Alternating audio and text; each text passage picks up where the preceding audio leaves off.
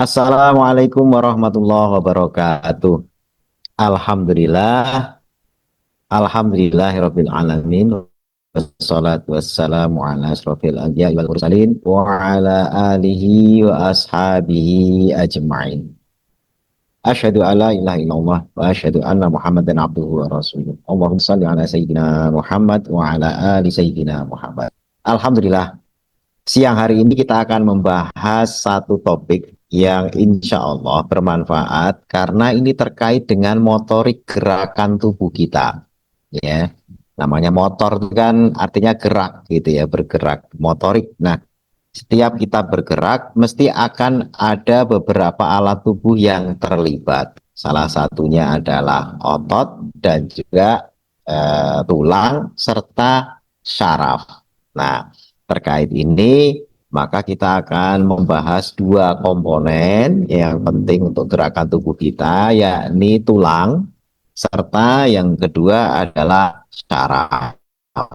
Karena kita tahu kan kalau kita pernah bahas kemarin, ketika orang terkena stroke, sarafnya terganggu, nah itu kemudian tidak bisa berfungsi normal motoriknya. Nah, maka kita akan belajar tentang tulang dan juga syaraf, di mana kedua-duanya harus kita jaga dan kita rawat dengan perawatan yang tentu saja intensif. Tapi apakah intensif? Nah, justru kita akan bahas pada siang hari ini bahwasanya merawat tulang dan juga merawat saraf itu sebenarnya mudah, asalkan kita jadikan sebagai habit. Ya, habit itu perilaku yang sudah karena terbiasa akhirnya menjadi hal yang tidak terlalu sulit untuk kita kerjakan harian. Jadi bahasan kita pada siang hari ini adalah kiat mudah merawat tulang dan mencegah syaraf kejepit. Nah, ini karena ini kasus-kasus ini tadi disebutkan oleh Mas Al, banyak ya untuk masih muda keropos dengan banyak hal ya atau dengan banyak sebab, dan juga mencegah saraf kejepit apalagi yang sudah sepuh ya. Kalau sudah saraf kejepit, aduh ini luar biasa menyiksa dan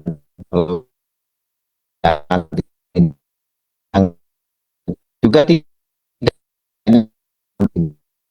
yang melakukan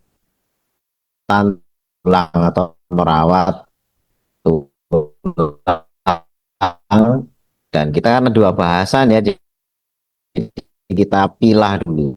Untuk pendahuluan ini, tulang saraf adalah bagian tubuh yang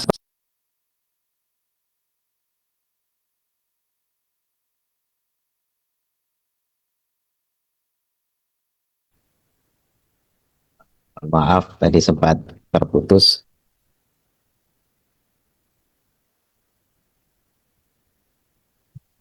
Ya, saya ulangi ya. Saya ulangi, sempat terputus tadi, mohon maaf internetnya tadi kurang stabil. Jadi seiring dengan usia, kekuatan tulang ini akan menurun. Nah,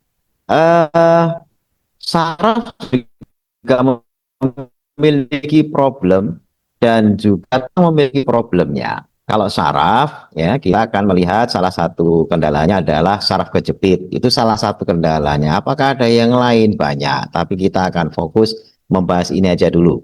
Kemudian perlu dilakukan kiat-kiat praktis yang mudah dipraktekkan untuk menjaga kekuatan tulang dan cegah terjadinya saraf kejepit. Nah, ini bisa dikerjakan terintegrasi. Jadi melakukan satu aktivitas yang bisa menjaga keduanya. Nah, nanti kita akan pelajari.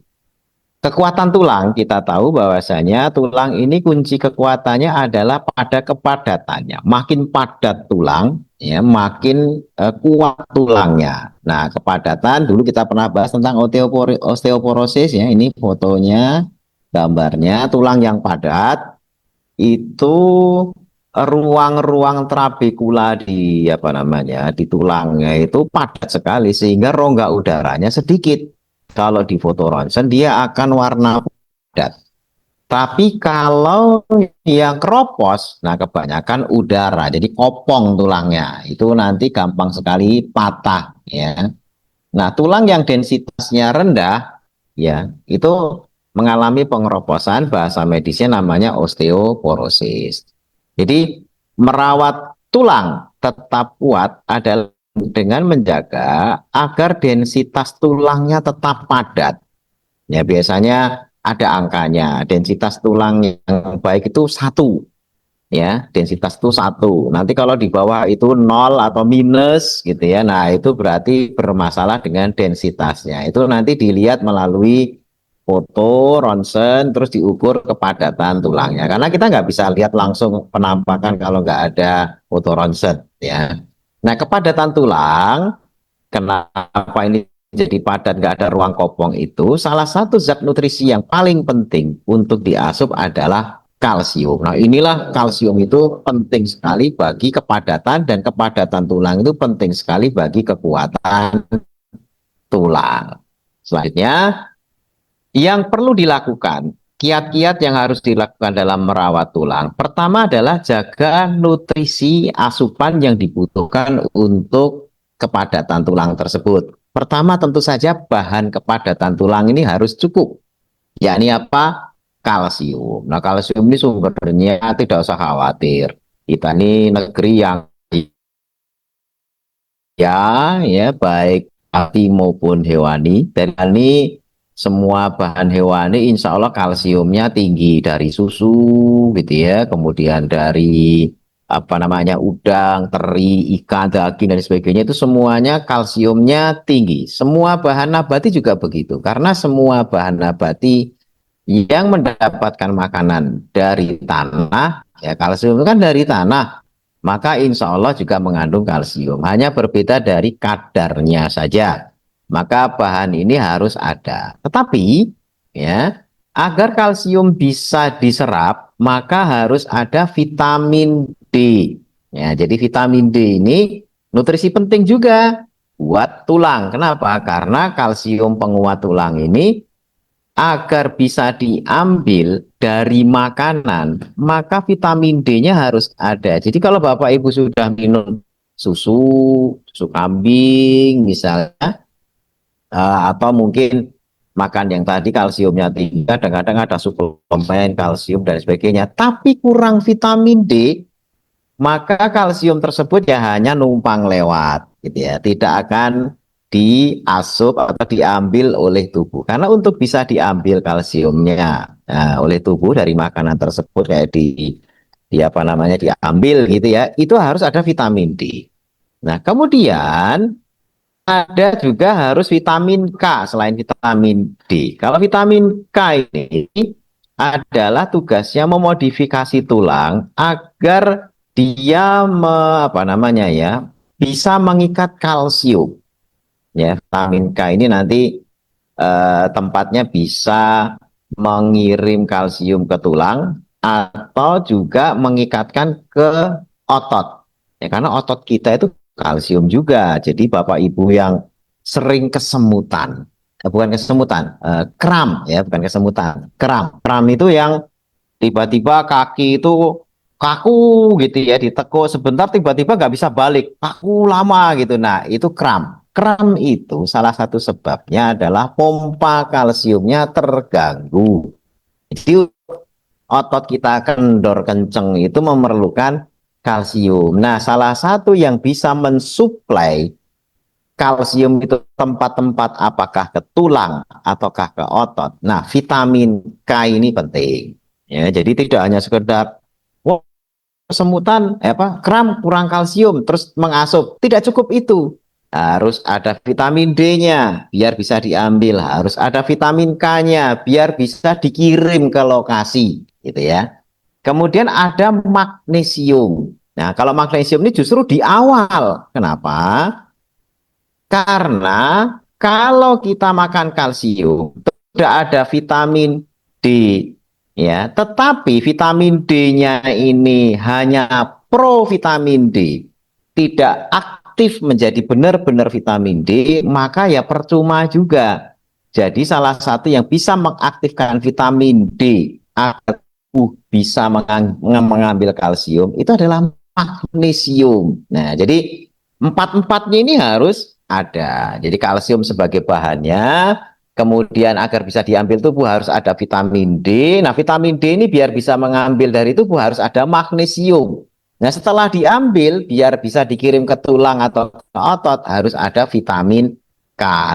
Sumbernya sendiri-sendiri gitu ya. Kayak magnesium itu ada di kayak alpukat, kacang-kacangan, ya kacang-kacangan itu kedelai, ya tahu, tempe, oh, negeri kita kaya deh. Itu magnesiumnya tinggi. Yang paling banyak, mungkin yang sekarang ini jarang lagi orang konsumsi, itu pada biji labu. Ya, biji labu itu ini bukan karena bulan Halloween terus kita bicara labu, bukan ya. Tapi apa namanya biji labu itu yang biasa dulu orang bikin sebagai apa minuman kolak atau apa itu kan ada biji-bijinya. Ya kadang-kadang juga dibikin kuaci atau apa. Nah bijinya itu magnesiumnya tinggi, bahkan paling tinggi. Ya dari 100 gram itu ada 500-an miligram atau setengah gram sendiri. Padahal kita hanya butuh 300 miligram per hari. Ya dari biji labu itu dia sudah 500-an miligram, jadi sudah cukup magnesiumnya. Nah, tapi kalau enggak dari tahu, dari tempe, kemudian dari ikan, ya. Kalau yang mahal tuh salmon. Tapi kalau jadi di dalam minyaknya itu, ya magnesiumnya lemak-lemak ikan itu banyak. Tapi di negeri kita itu kalau salmon kan susah mahal. Cari yang murah, apa bandeng. Ya bandeng itu apa namanya? Lemaknya juga tinggi gitu ya, kemudian magnesiumnya juga lumayan banyak. Nah, jadi nutrisinya ini harus tercukupi untuk merawat tulang kita. Yang penting kalsium. Jadi tidak hanya kalsiumnya, karena kalsium tok itu tidak akan bisa diserap kecuali ada vitamin D, ada vitamin K, ada magnesium. Kemudian yang kedua aktivitas fisik. Jadi selain asupan, fisiknya juga harus diaktifkan. Kenapa? Agar tubuh kita bisa menyusun permintaan atau demand ya dengan cara apa? Nahan beban, dipakai jalan gitu ya bagi yang belum ada nyeri. Makanya mumpung kita tidak nyeri rematik lah ya, linu-linu dan sebagainya, sering-seringlah kita pakai kaki kita, badan kita untuk jogging, jalan, naik turun tangga. Karena dengan cara itu tubuh kita akan memerlukan tambahan apa namanya komponen. Jadi kalau kita pakai otomatis kan tubuh akan menyusun keperluannya. Oh, ini dipakai naik turun ya, berarti ini harus ada kalsium yang cukup. Tapi kalau diem saja, ya tubuh tidak akan minta karena nggak kepake. Ya sama aja misalnya Bapak Ibu punya mobil, nggak pernah dipakai. Kalau minta uang bensin ya kan nggak akan dikasih. Ngapain uang bensinnya nggak pernah berkurang? Ya kenapa? Ya karena nggak pernah dipakai. Jadi kalau minta ya nggak akan dikasih. Tapi begitu dipakai, ya minta uang bensin mesti dikasih. Kenapa ya? Karena memang dipakai. Nah tubuh kita juga begitu. Agar nutrisi kalsium, vitamin D dan lain sebagainya tadi sudah masuk itu juga dipakai, maka harus ada permintaan. Caranya nyusun permintaan gimana? Ya aktivitas kita, jalan, jogging dan sebagainya. Jadi ada menahan beban. Kemudian juga latihan ketahanan. Latihan ketahanan itu seperti push up, angkat barbel, dumbbell gitu ya. Kemudian juga sit up, plank dan lain sebagainya. Itu adalah olahraga-olahraga yang nantinya tulang kita itu akan merasa dipakai, yang kemudian dia akan meminta kalsium lebih. Yaitu mekanismenya begitu. Jadi selain nutrisi, jadi tidak bisa Bapak Ibu, oh yang penting kalsiumnya cukup, tapi terus mager, nggak ngapa-ngapain, duduk saja, tidur-tiduran. Maka nutrisi-nutrisi tersebut ya tadi sekaligus cuma numpang lewat, karena ketika dia lewat di situ, oh semuanya sudah tercukupi, nggak ada yang perlu saya mampir ke situ, ya sudah lewat aja. Jadi lewat urin atau lewat tinja, tapi tidak pernah mampir karena area-area yang diampiri itu tidak memiliki keperluan untuk ditambah keperluannya. Selanjutnya, hindari bad habit. Nah, ini kenapa bad habit ini mempengaruhi? Pertama, rokok. Ini akan menurunkan daya tulang. Terus penyerapan kalsiumnya diganggu gara-gara rokok. Ya, kemudian yang kedua, alkohol.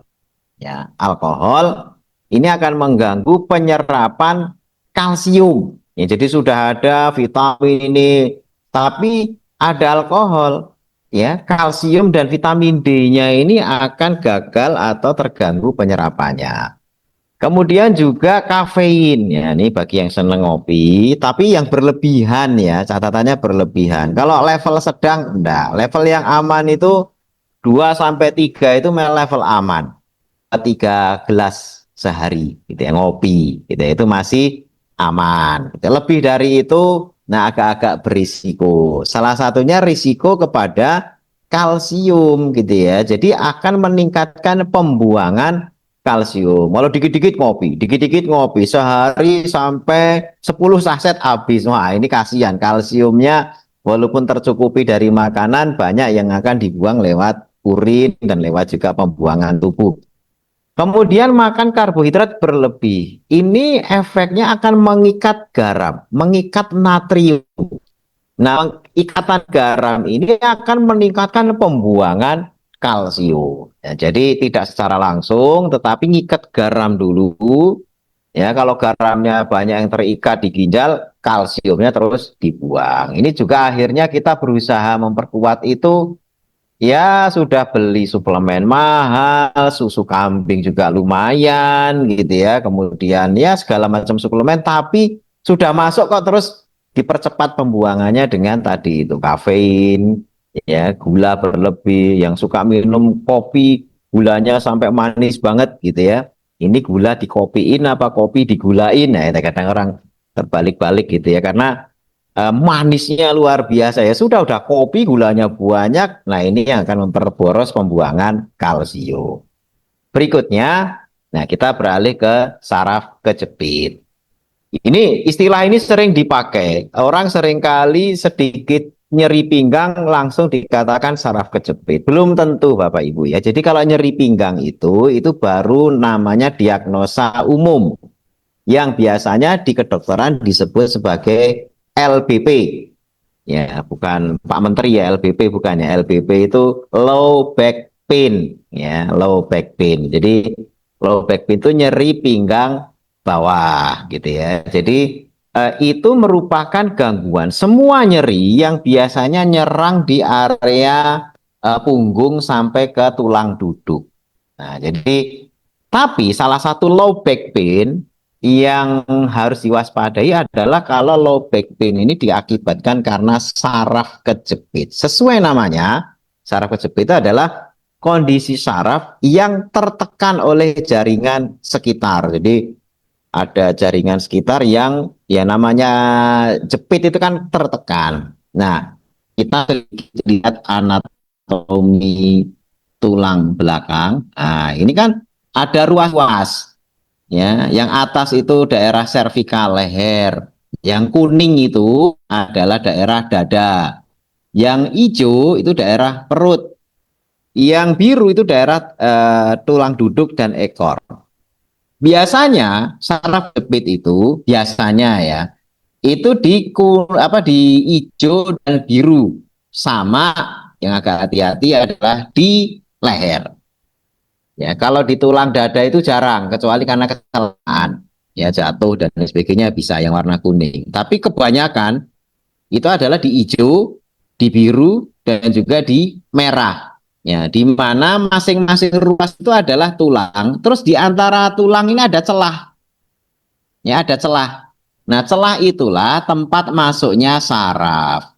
Nah, jadi di atas tulang, bawah tulang, celahnya itu ada. Nah, di celah itulah masuk saraf. Kalau terjadi sesuatu, ya bisa jadi karena kecelakaan. Kalau cepat, itu kecelakaan. Kecelakaan karena kompresi. Misalnya jatuh terduduk.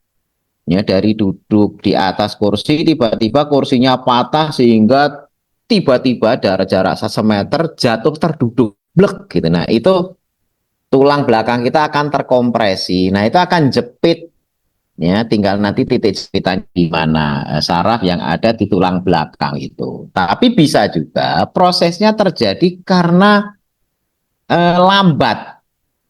Ya, jadi saraf kejepit itu bisa cepat karena kecelakaan. Kalau yang karena kecelakaan kita nggak akan bahas.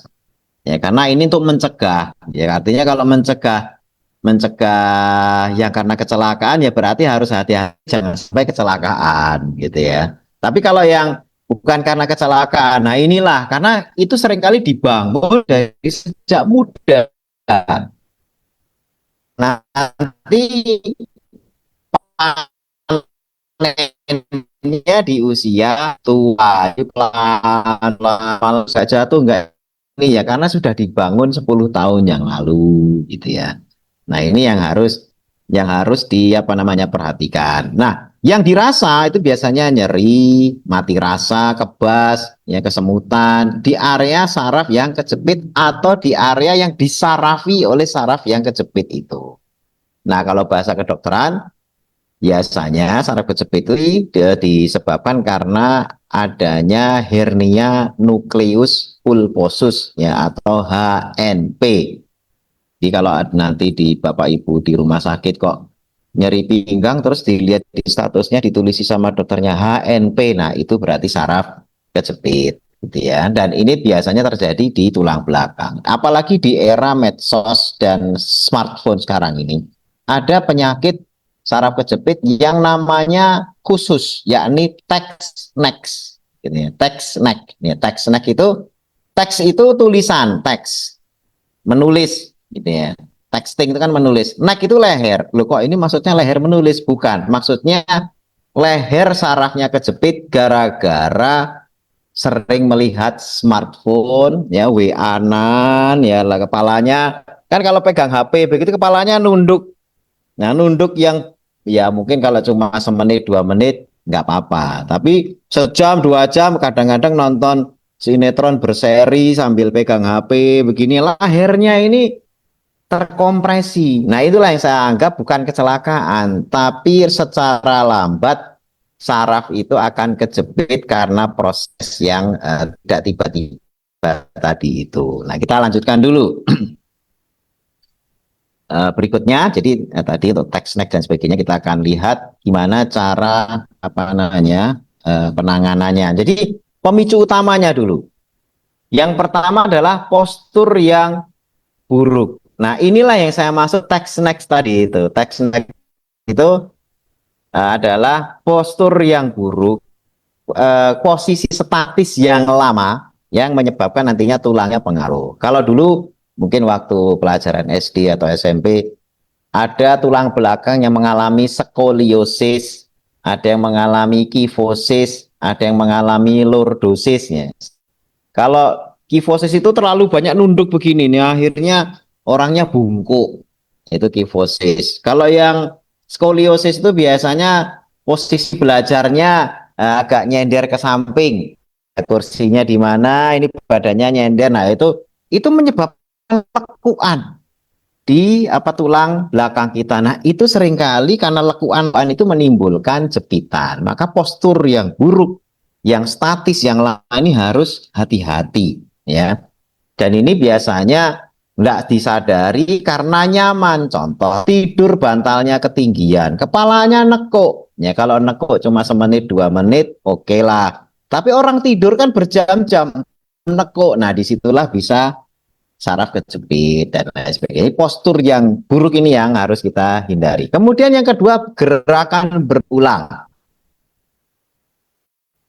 Aktivitas yang monoton menyebabkan peradangan di jaringan. Jadi ini karena aktivitas pekerjaan ya. Contohnya kuli panggul, ya ngangkat beban yang terus berulang karena memang pekerjaannya itu, gitu ya. Kecuali kalau itu hanya sambilan, kadang-kadang kerja bakti. Enggak, ini memang tiap hari begitu dengan gerakan dan posisi yang salah berulang-ulang. Nah, ini juga menyebabkan saraf kejepit. Yang ketiga, berat badan berlebih. Kenapa? Kalau kecelakaan tadi itu kan kompresi mendadak.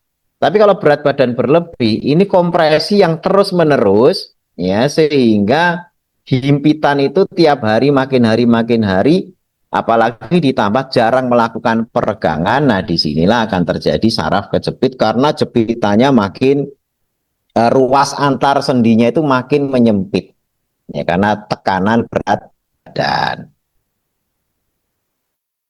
Cara pencegahannya gimana? Nah, yang pertama, pondasi postur yang benar dulu, ya. Cara duduknya, ya tadi lihat HP, nonton TV-nya gimana, tidurnya gimana, ya. Karena hal seperti itu penting.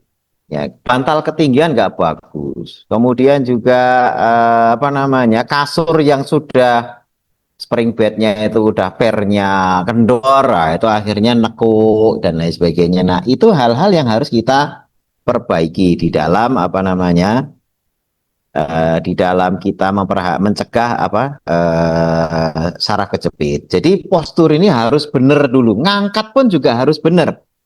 Tumpuan jangan di pinggang, tumpuan jangan di punggung, tapi tumpuan di kaki.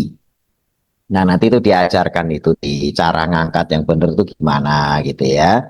Kemudian berikutnya, tetap aktif dan fleksibel. Artinya tubuh kita itu dipakai aktivitas, tetapi jangan gerakan yang monoton.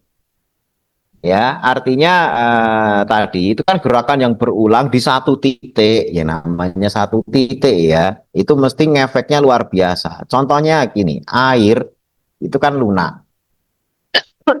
Jadi kalau mengenai batu, ya batu yang di satu titik saja, tapi terus-menerus tes, tes. Ya jarak sekian lama mesti batunya juga akan jadi bolong. Ya bahkan ya konon yang stalaktit, stalagmit di gua-gua yang apa itu terbentuknya juga tidak dari sesuatu yang tiba-tiba keras begitu, enggak, itu cuma dari air yang menetes. Nah, ini hal yang penting di mana karena ini berulang. Usahakan anggota tubuh kita itu bergerak itu jangan di satu titik saja. Ya betul mungkin kerjaannya ngangkut, tapi selang-seling setelah punggungnya yang dibebani, usahakan tempat lain juga dikasih beban agar nantinya beban itu tidak hanya di satu titik. Nah, makanya di sini harus ada olahraga yang ngimbangi, yoga, berenang, jalan kaki, seperti tadi sekalian menguatkan tulang, jalan kaki ini pun juga menjaga sirkulasi, kebugaran, dan juga menjaga agar tulang-tulang kita itu berada di posisi postur yang benar, gitu ya. Ini sehingga tidak mengalami saraf kejepit. Berikutnya, yang ketiga, kebiasaan cerdas harian, yakni seperti misalnya duduk tadi itu, ya, duduk di mana kita posisinya harus benar, terus usahakan jangan statis lama-lama. Duduk itu tiap sekian menit, ya 60 menit berdiri, peregangan dan lain sebagainya. Itu penting. Jadi jangan sampai satu titik diem terus. Posisi tidur pun juga begitu. Posisi tidur yang terbaik di sini disebutkan posisi tidur miring. Ya, sebagaimana diajarkan Rasulullah itu kan tidurnya miring, menghadap kiblat apa itu kan kita diajari adab-adab tidur seperti itu. Kenapa dengan posisi tidur miring? Tulang kita itu kan peregangannya itu ketika menunduk ke depan gitu ya. Jadi kalau misalnya pakai spring bed, nekuknya itu ke belakang atau ke depan itu potensi kejepit. Tapi kalau miring potensi itu agak berkurang, walaupun masih bisa. Tapi itu yang namanya saraf keluar masuknya itu di tengah, tidak di pinggir. Nah, itu yang harus kita pahami. Makanya tidur miring itu lebih selamat. Bantalnya juga harus sportif, artinya jangan terlalu ketinggian, yang pas saja. Kasurnya juga harus tepat, jangan yang masih yang sudah melengkung gitu ya. Kalau dulu kan pakai kasur kapuk ya, sekarang udah jarang kapuk, pakai bahan kapuk. Kalau kapuk itu makin lama makin keras, ya. Tapi kalau spring bed makin lama makin melengkung. Nah, ini yang kalau spring bed yang sudah lama gitu biasanya punya potensi memperparah apa namanya saraf kejepit. Tetapi kalau yang kapuk ya kasur dari kapuk itu makin lama makin keras, nah itu malah bagus ya karena kalau tidur tidak membuat lekukan gitu ya. Itu hal-hal yang harus kita perhatikan. Makanya hal cerdas tadi itu tidurnya, ya posisi duduknya, ngangkat bebannya, ya. Kemudian juga kelebihan berat badannya diatur, jangan sampai terlalu membebani tulang belakang. Ini berat berat badannya tadi ya, karena obes juga berpengaruh. Selanjutnya suplemen terkait tulang, ya. maupun juga nanti kalau saraf kejepit karena ini pencegahan ya, dan kalau sudah terjadi maka yang ada tindakannya adalah tindakan koreksi ya, tindakan koreksi. Maka kita tidak membahas suplemen untuk saraf kejepit, tetapi suplemen untuk menjaga kekuatan tulang. Kalau saraf kejepit sendiri lebih banyak kepada koreksi yang jepitan sarafnya itu. Suplemennya yang pertama susu tentu saja, ini paling penting ini ya. Ditambah juga makanan baik nabati maupun apa namanya hewani yang banyak mengandung kalsium. Rata-rata yang dari hewani yang justru kalsiumnya tinggi. Ya. Kemudian konsumsi teh hijau. Ya, bisa juga dengan matcha. Ini mengandung fitoestrogen, terutama bagi yang sudah usia lanjut. Kenapa? Estrogen ini juga membantu penyerapan kalsium. Ya, jadi kalau misalnya estrogennya kurang karena sudah menopause, maka suplemen fitoestrogen ini jadi penting. Berikutnya hilbah. Hilbah pun juga fitoestrogen dengan fungsi yang sama. Selain juga anti-inflamasi, mengurangi nyeri-nyeri tulang, nyeri-nyeri sendi, pegel-pegel dan sebagainya, hilbah bisa. Nah, selain itu juga konsumsi habbatus sauda.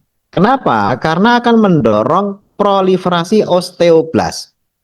Osteoblas itu adalah sel muda.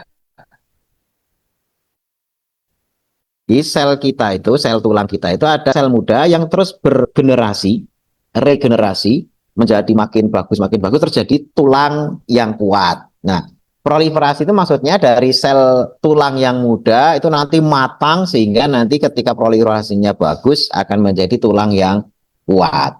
Selain itu habatus sauda, selain mempercepat pematangan sel tulang jadi sel yang kuat tadi itu, dia mengandung vitamin K.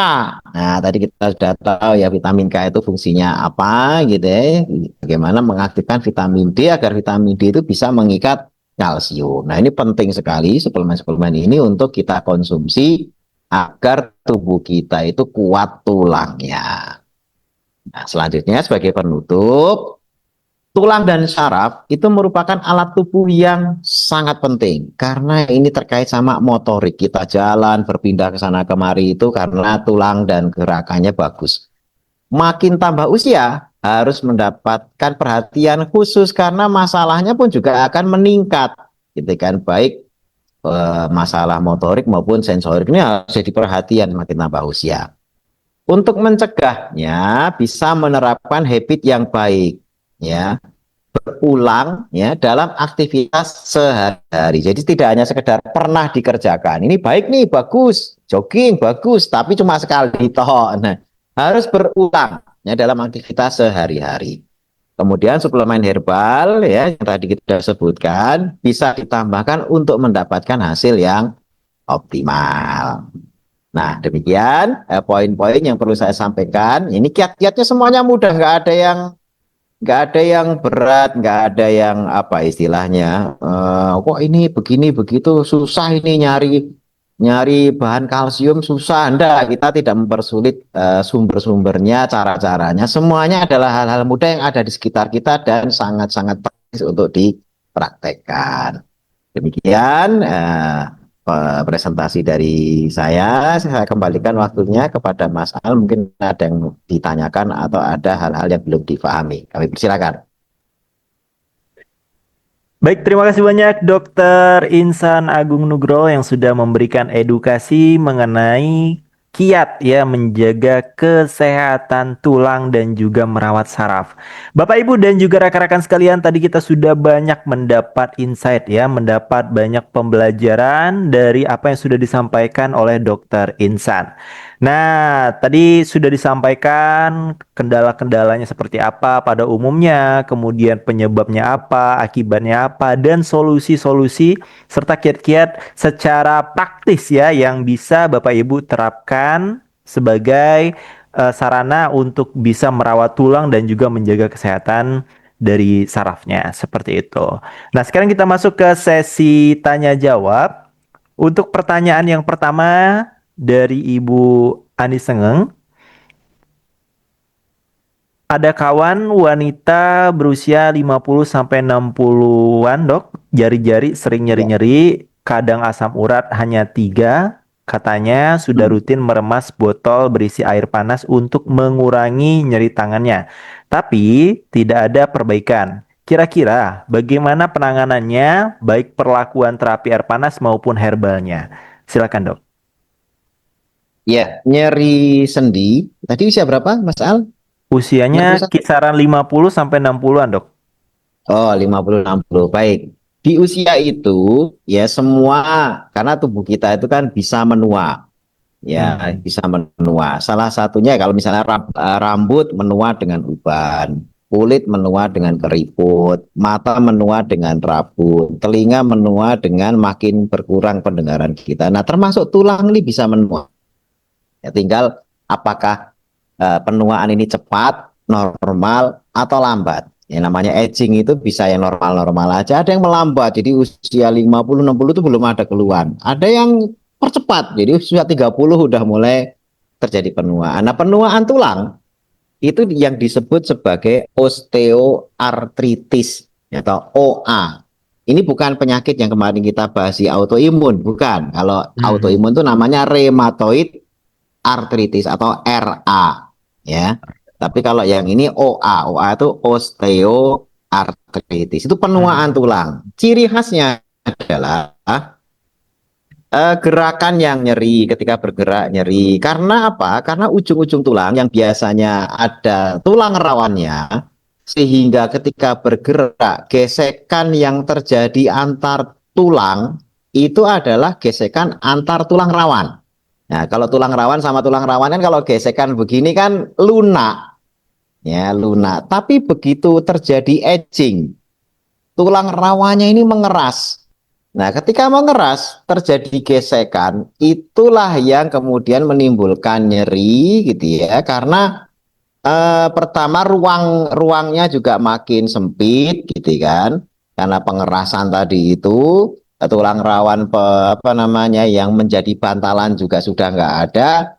Ditambah lagi biasanya diikuti pelumasan yang juga berkurang. Nah, disitulah kejadian osteoartritis itu terjadi. Jadi pertama laku tulangnya, tulang rawannya itu menipis, diikuti kekurangan pelumas. Nah, apakah bisa dilakukan apa namanya perbaikan? Bisa sebenarnya, tapi bukan dengan tadi kalsium dan sebagainya, bukan. Kalau kalsium itu lebih kepada densitas. Kalau yang ini adalah memperbaiki jaringan ikatnya dan juga pelumasnya. Biasanya kan banyak yang menganjurkan karena jaringan ikat itu terkait sama kolagen, kemudian juga terkait sama cairan sendi yang namanya kondroitin sulfat dan sebagainya, maka orang menganjurkan konsumsi itu. Padahal tidak selalu itu. Kenapa?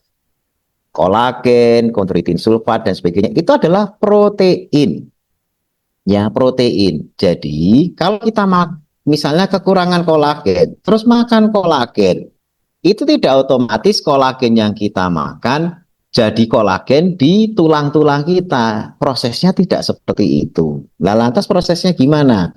Ketika kita makan kolagen, oleh tubuh akan dipecah. Kolagen itu kan protein. Misalnya makan, ada yang bilang kolang kaling. Ya, kolang kaling itu mengandung kolagen.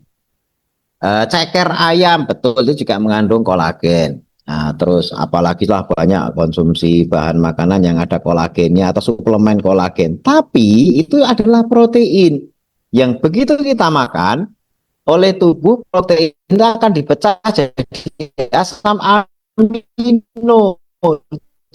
Jadi tidak langsung jadi agen. Nah, terus setelah asam amino ini bahan baku ya pembentuk protein itu akan dibikin kolagen atau dibikin yang lain atau malah dibuang lewat urin atau tinja. Itu yang mutusin siapa? Tubuh. Nah, tubuh memutuskan berdasarkan permintaan dan juga berdasarkan sinyal-sinyal. Ketika kita makan kolagen, nah, terus kemudian sudah ada bahan bakunya, tapi tubuh nggak minta kolagen, ya nggak akan dikasih. Ya.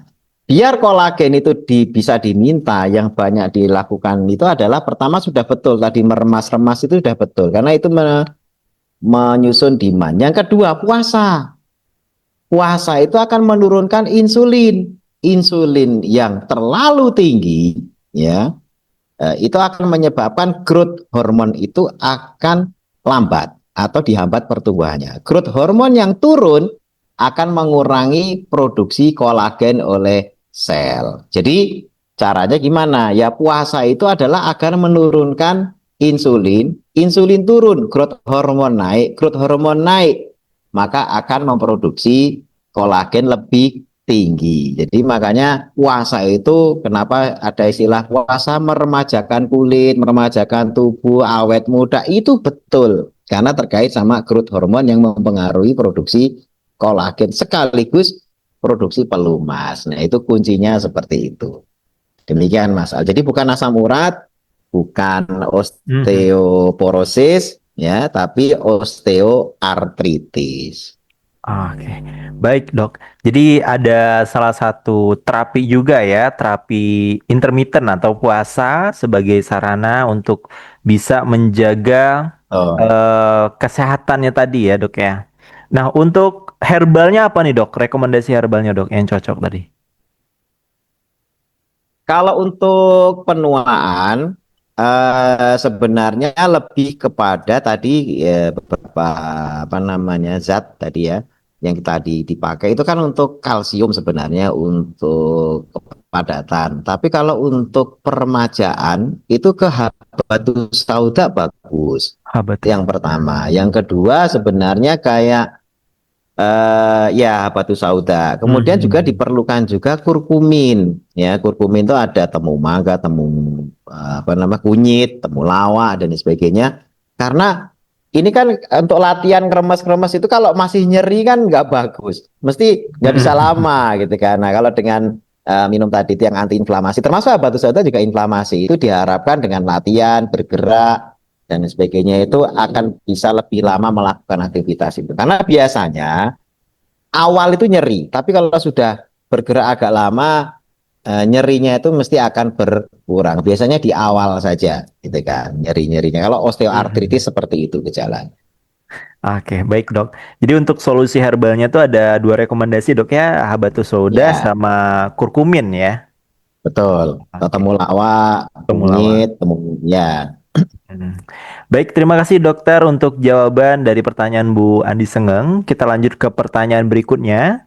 Bapak Ibu, bagi Bapak Ibu yang bertanya pada momen kali ini, kita akan batasi terlebih dahulu menjadi tiga pertanyaan. Dan bagi Bapak Ibu yang sudah memberikan pertanyaan ya di kolom chat Facebook, kita akan kompilasikan terlebih dahulu dan insya Allah tentu akan dijawab oleh Dokter Insan dan jawaban tersebut akan kami kirimkan kembali di kolom chat live streaming FB Kampus SNW.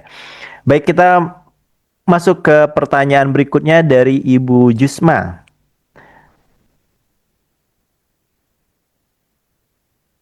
Untuk pertanyaan dari Bu Jusma, vitamin D dan K itu di mana terdapat Ya, ini kayaknya pertanyaan dari dari PPT ya, Dok ya. Vitamin D dan K itu di mana terdapat sumbernya maksudnya referensinya? sumber Iya, sumbernya, ya Dok. sumber Iya, iya, iya. makanannya gitu ya. Nah, kalau kita Ah, tahu vitamin D dan vitamin K itu kan larut dalam minyak ya. Kalau yang larut dalam air itu vitamin B dan C. Makanya makanan-makanan seperti yang ada minyak-minyaknya, lemak itu biasanya kaya vitamin D, vitamin K ya. Jadi mhm. kayak vitamin D itu seperti misalnya pada apa namanya margarin kayak gitu-gitulah kayak berminyak-minyak itu biasanya walaupun ada juga yang difortifikasi tambah tapi tanpa itu pun vitamin D-nya sudah ada. Kemudian juga kalau vitamin K itu pada ati sapi, keju ya. Makanya sumber-sumber hewani itu banyak sekali mengandung vitamin K. Kalau dari sumber nabati itu alpukat, bayam, brokoli kayak gitu-gitu banyak mengandung vitamin K. Walaupun juga sayur-sayuran yang biasa pun ada juga. Ya walaupun tidak terlalu tinggi ya, tapi yang signifikan tadi yang saya sebutkan ya brokoli, kemudian bayam itu kan gampang gampang dijumpai, atau kalau buah alpukat tadi itu juga gampang dijumpai. Itu vitamin K-nya tinggi gitu ya. Kalau vitamin D rata-rata pada minyak zaitun, kemudian juga VCO kah, atau mungkin juga pada produk-produk yang hewani itu juga banyak mengandung vitamin D. Tapi sekali lagi itu adalah provitamin D itu. Oke. Baik dokter, terima kasih untuk jawaban dari pertanyaan Bu Jisma. Ya, ini pertanyaan terakhir dok untuk mengakhiri Ya, sesi Dokter Sort pada kesempatan hari ini. Pertanyaan dari Bu Irma Wahyuni. Saat ini jari tengah sebelah kiri saya kaku, kebetulan saya mengendari motor, suka ngerem mm, karena jalannya jelek dan boncengan yang berlebih. Bagaimana solusinya dokter?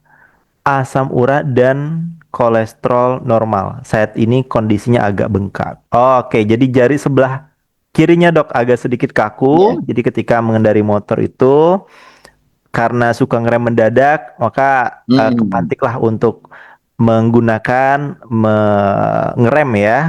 Jadi ada semacam kondisi di mana jari-jarinya itu kaku. Kira-kira ya, solusinya ya. seperti apa nih dok? Tadi yang ditanyakan mungkin agak langsung mendiagnosa ya. Jadi Mhm. sebenarnya nyerinya itu belum tentu karena kolesterol. Nyerinya juga belum tentu karena asam urat. Jadi antara nyeri tangan ngerem terus tiba-tiba gimana asam urat dan kolesterol ini seperti langsung Mhm. mengaitkan. Ya, jadi jangan langsung dikaitkan dulu karena nyerinya belum tentu dari itu. Kalau Mhm. dari kejadian motoran, ngerim dan lain sebagainya, terus akhirnya nyeri dan lain sebagainya, itu lebih kepada aliran darah. Ya, aliran darahnya itu kurang begitu bagus, kurang lancar. Jadi misalnya saya sering nanya ke orang, bahwa polpen itu berat apa ringan? Ya, selalu jawab, oh ringan, gampang tuh enteng. Ya, tapi berapa lama? Ya, kalau 3 jam, ya 3 jam berat juga. Jadi bukan masalah bobotnya, tapi karena 3 jam, karena durasi gitu ya. Nah, demikian juga dengan ketika kita naik kendaraan, ya tangan di depan, ya pegang setang, ini kan ngambang, ya ngambang. Kita tangan di depan begini saja, gitu ya. Maaf saya agak contohin di depan, gitu ya. Kalau cuma semenit 2 menit, oke oke aja, gitu ya. Atau hormat bendera, kita hormat bendera, hormat gerak tegap, nah, udah. Tapi kalau sepanjang lagu Indonesia Raya, lumayan juga, gitu ya. Karena lagu Indonesia Raya juga lumayan lama, tangannya begini, terus waduh begitu selesai, aduh. Ya, nah itu sebenarnya mirip-mirip terkait dengan saraf dan aliran darahnya. Makanya kalau kita jarang melatih otot dan saraf kita, maka aliran darah juga akan, ya tidak akan banyak lancar. Tapi kalau otot saraf kita tuh banyak dipakai di luar aktivitas ya. Kalau aktivitas tadi kan nyetir atau pegang setir, pegang setang itu kan sudah aktivitas. Tapi maksud saya di luar aktivitas itu kita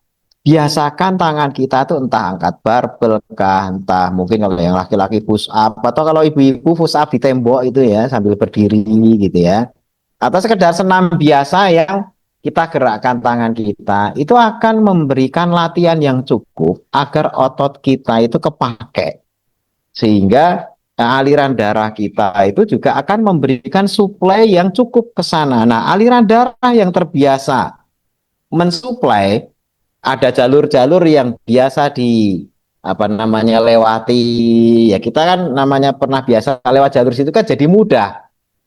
Ya kalau kita baru dikasih ancer-ancer orang lewat sini, wah lama banget ya karena sambil nyari. Tapi kalau kita udah biasa lewat ya cepet ya. Makanya juga tubuh kita itu kalau dibiasakan dipakai, nanti ketika aktivitas tidak akan gampang merasa nyeri, kesemutan dan lain sebagainya karena aliran darah kita ke sana itu juga lancar. Ya, apalagi dipakai buat ngerem dan sebagainya itu mesti ada tahanan gitu kan. Bayangin nggak pernah aktivitas tiba-tiba pegang motor dan sebagainya agak lebih lama, itu nyerinya bisa lama. Contoh misalnya orang nggak pernah lari-lari, tiba-tiba disuruh lari lapangan sepak bola, Nggak usahlah 2 kali, sekali aja. Besok pagi bangun tidur mesti, wah nggak karu-karuan itu betis sama pahanya itu biasanya, gitu ya, sama Ah, dengkul gitu ya. iya, iya. Betis, paha, dengkul, bangun tidur, waduh ini kenapa? Iya kemarin lari-lari keliling lapangan yang biasanya nggak pernah, gitu kan. Tapi kalau hari-hari kita biasakan gitu ya, sekali 2 kali, kalau udah biasa mah keliling mau 5 kali juga besok pagi bangun tidur tidak akan terasa apa-apa. Jadi tinggal habit kita itu membiasakan agar aliran darah, saraf, otot kita itu juga biasa. Demikian. Oke, baik dokter. Jadi kalau misalkan ada kaku-kaku ya di sendi-sendi, otot-otot tangan, bisa jadi kita belum lancar nih aliran darahnya seperti tadi Betul, yang sudah betul, disampaikan betul. oleh dokter ya. Bukan karena asam urat dong ya. Belum Belum tentu. tentu. Belum Jadi tentu. ada bukan penyakit ya, tapi istilah di apa namanya medis itu namanya DOMS. DOMS itu DOMS. Delay Hmm. onset muscle soreness. Ya, delay onset muscle soreness itu adalah nyeri otot yang terdelay waktu munculnya. Jadi bukan ketika kita habis angkat-angkat langsung nyeri, enggak. Ya, ibu-ibu biasanya atau pas Iya, bapak-bapak iya. nggak biasa kerja bakti, tiba-tiba pengumuman di masjid, besok minggu kerja bakti. Wah, karena semangat amal soleh ibadah, nyapu, ngepel apa itu. Tapi Seninnya di kantor, wih, pegel semua, ngerentak semua. Nah, Iya, itu iya. sebenarnya sama karena nggak biasa. Tapi coba kalau kita biasakan, insya Allah tubuh kita juga akan adaptasi. Oke, baik. Alhamdulillah, terima kasih banyak dokter untuk jawaban dari pertanyaan untuk Ibu Irma ya. Baik, Bapak Ibu, alhamdulillah tadi kita sudah menyimak pemaparan materi dari Dokter Insan, edukasi mengenai kesehatan tulang dan juga cara pencegahan supaya saraf kita nggak kejepit ya.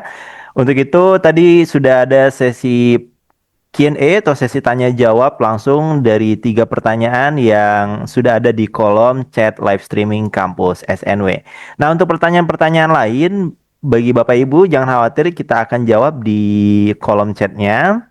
Dan bagi Bapak Ibu yang belum berkesempatan untuk bertanya, silakan dapat dituliskan saja pertanyaannya, nanti akan kami jawab dan insya Allah langsung dijawab oleh konsultan kesehatan SNW yaitu Dr. Insan Agung Nugroho.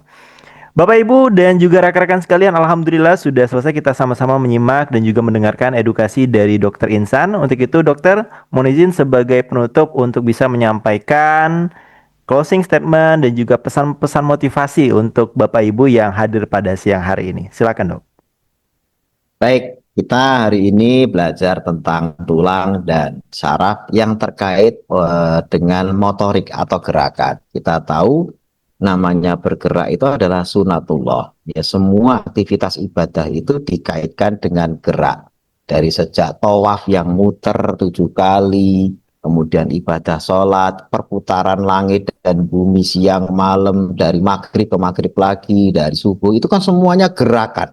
Waktu itu pun hanya bisa tercipta waktu kalau ada gerakan. Bayangkan kalau ada foto, nggak ada gerakan sama sekali, itu tidak ada waktu berjalan di situ. Nah, disebut waktu itu karena ada gerakan. Nah, makanya penting sekali ya, karena terkait sama ibadah itu kita juga melibatkan gerakan-gerakan, maka kita jaga organ tubuh kita, alat tubuh kita yang berfungsi untuk gerakan motorik ini sebaik-baiknya, salah satunya tulang dan juga saraf. Mudah-mudahan dengan kiat-kiat tadi semuanya bisa menjaga amanah Allah ini dengan sebaik-baiknya. Demikian Mas Al. Baik, terima kasih banyak kami ucapkan kepada Dr. Insan Agung Nugroho selaku konsultan kesehatan SNW. Jazakallah khairan kasiron, dokter, yang sudah meluangkan waktu dan juga berbagi memberikan edukasi kepada Bapak Ibu dan juga rekan-rekan kampus pada siang hari ini. Bapak Ibu, dalam rangka 3 dekade SNW, kami mengajak Bapak Ibu, yuk sama-sama kita mulai hijrah ke Prohati ya, konsumsi produk-produk halalan Toyiban Indonesia. Mari bersama Prohati membangun negeri. Demikian untuk kegiatan program Dr. Sod di bulan ini. Insya Allah kita akan kembali di bulan depan ya Bapak Ibu, di akhir pekan, di pekan yang keempat. Silakan dapat meluangkan waktu dan pastikan untuk follow akun official dari kampus SNW di @kampussnw.official dan juga bisa follow akun official SNW di @snwbusinessprohati. Juga bisa kunjungi kami di website www.shortnetwork.com. Bapak Ibu dan juga rekan-rekan sekalian, demikian yang dapat kami sampaikan. Semoga apa yang sudah disampaikan oleh Dr. Insan bisa kita terima dan bisa bermanfaat untuk menjadi bahan edukasi dan bisa menjadi wasilah kita dalam menjaga kesehatan. Amin amin ya robbal alamin. Saya Muhammad Awaludin Alkiram selaku host dalam program Dr. Sot pada hari ini. Mohon izin pamit undur diri dan sampai jumpa di program Dr. Sot bulan depan. Wassalamualaikum warahmatullahi wabarakatuh. Selamat siang dan sampai jumpa. Saya kembalikan lagi ke Ibu Ari Haryati.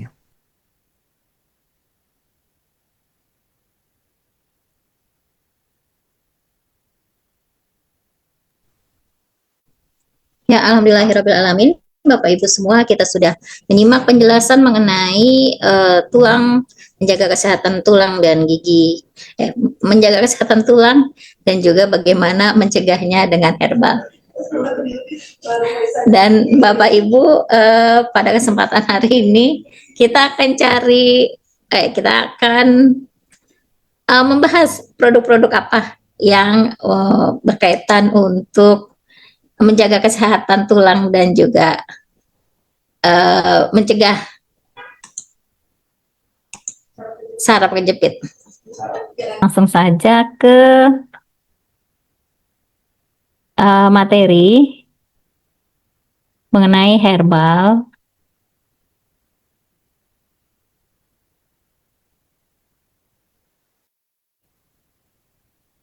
Yang berkaitan, yang dapat menjadi solusi untuk masalah tulang dan mencegah saraf kejepit.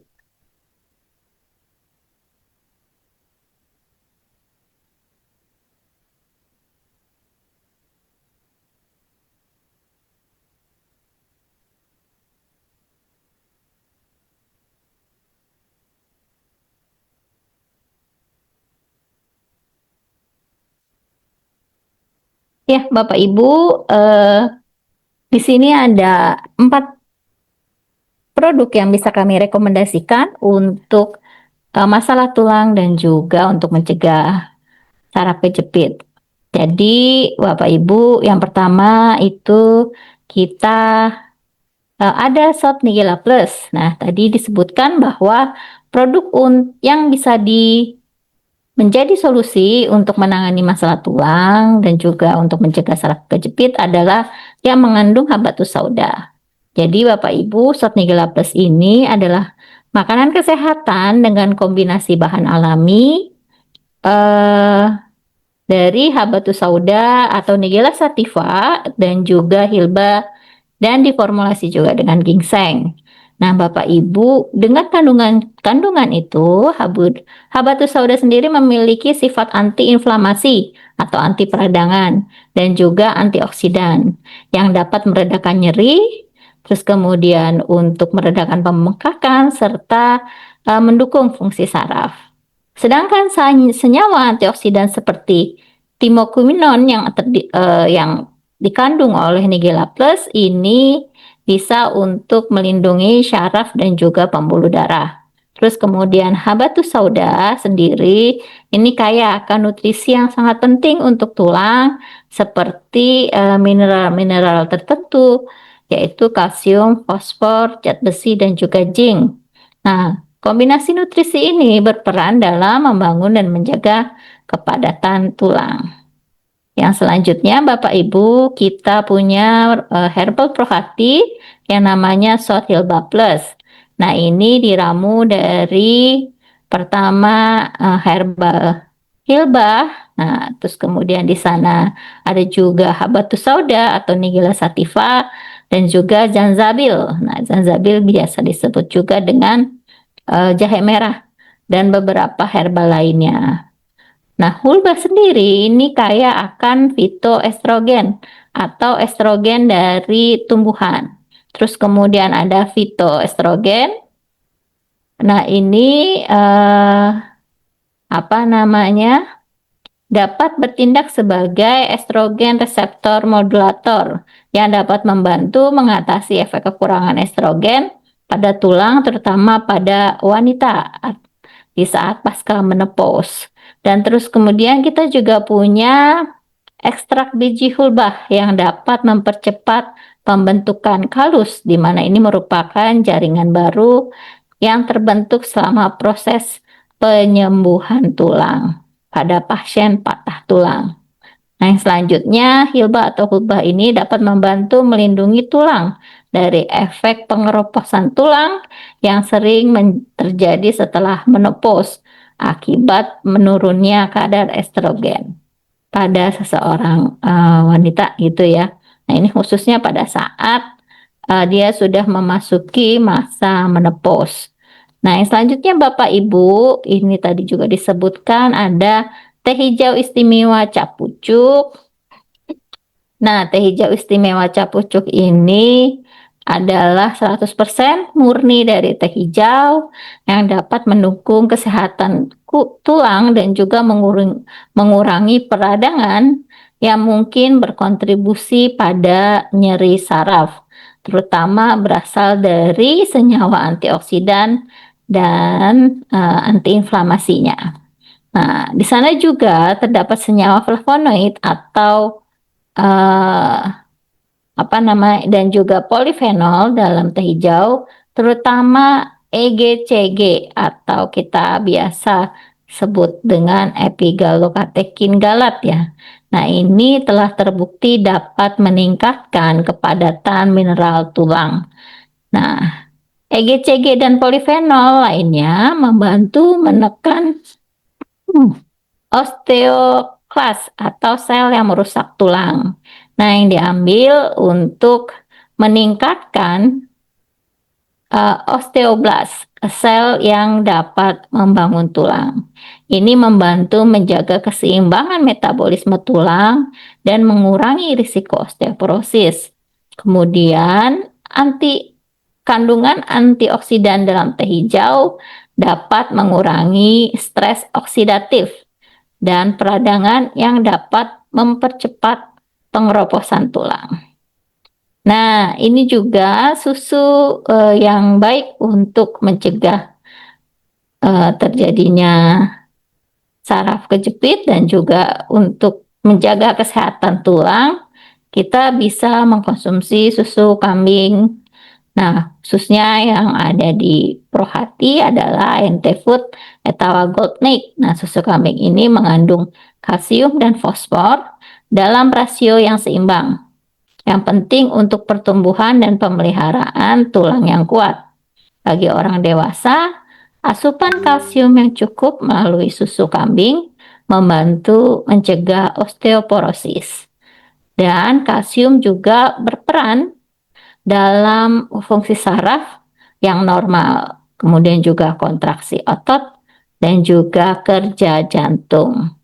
Ya, Bapak Ibu semua, alhamdulillah kita sudah membahas produk-produk yang dapat menjadi solusi untuk masalah kesehatan tulang dan juga untuk mencegah saraf kejepit. Dan Bapak Ibu, semoga acara ini yang disajikan sejak awal sampai dengan sekarang menjadi informasi yang bermanfaat untuk kita. Dan juga Bapak Ibu, alhamdulillah kita sudah melewati tahapan-tahapan acara dan akhirnya sampai dengan sampai dengan tadi materi-materi mengenai herbal SNW, kita sudah sampai pada penghujung acara ya Bapak Ibu. Jadi kalau yang datangnya agak lama, Bapak Ibu bisa tetap bertanya gitu dan melihat video dari awal, terus kemudian juga bisa menuliskan pertanyaannya di kolom komentar. Ya, baiklah Bapak Ibu semua, demikian dari saya. Semoga bermanfaat dan Bapak Ibu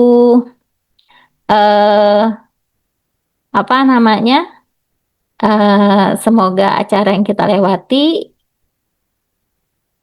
menjadi amal perbuatan yang bisa bernilai ibadah di mata Allah Subhanahu wa taala. Demikian dari saya, sampai jumpa lagi di acara-acara yang akan datang di live streaming FB Kampus 11. Demikian, terima kasih banyak. Selamat berjumpa kembali di acara yang akan datang. Wassalamualaikum warahmatullahi wabarakatuh. Jadilah yang terbaik di setiap masa.